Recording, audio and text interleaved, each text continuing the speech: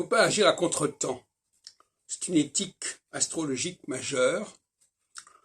Il y a un temps pour chaque chose, comme dit l'Ecclésiaste. Et le temps du Shabbat chez les Juifs, il y a des choses qui se font ou qui ne se font pas. Des choses qui se mangent ou qui ne se mangent pas. Enfin, il y a un certain sens de la distinction, du distinguo. Et à certains moments, on vous dit, c'est le Shabbat par exemple, c'est pas nous qui choisissons l'heure du Shabbat.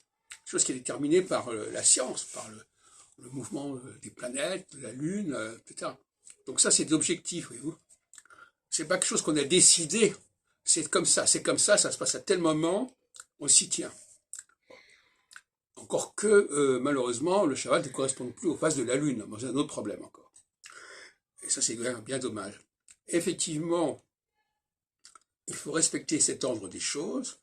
Il y a des choses qui se font à certains moments et pas à d'autres moments. La solsticialité permet de faire certaines choses. L'équinoxialité en astrologie exolte permet de faire d'autres choses. Il ne faut pas confondre les deux moments. Il ne faut pas agir à contre-temps. Et parfois, on s'aperçoit qu'on a fait les choses à contre-temps. On a proposé des recherches de type équinoxial en phase solsticiale ou des objectifs solsticiaux en phase équinoxiale. Et ça, c'est pas possible.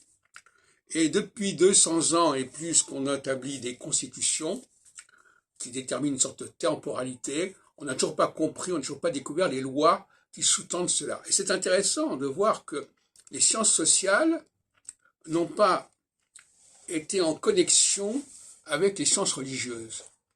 Les sciences sociales n'ont pas apporté aux sciences religieuses un substrat, un soubassement scientifique qui fait qu'à tel moment on fait certaines choses, à tel autre moment on fait autre chose.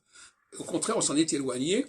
Chez les Juifs, par exemple, on fête le premier du mois avec la conjonction Soleil-Lune, mais par contre le Shabbat, on le fait n'importe comment.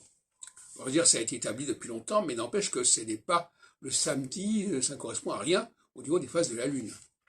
Et le judaïsme libéral n'a pas songé à repenser le temps du Shabbat et à repenser le calendrier du Shabbat. C'est ce que je lui reproche. Ce sont des réformateurs qui ne sont pas donnés les moyens d'une véritable réforme.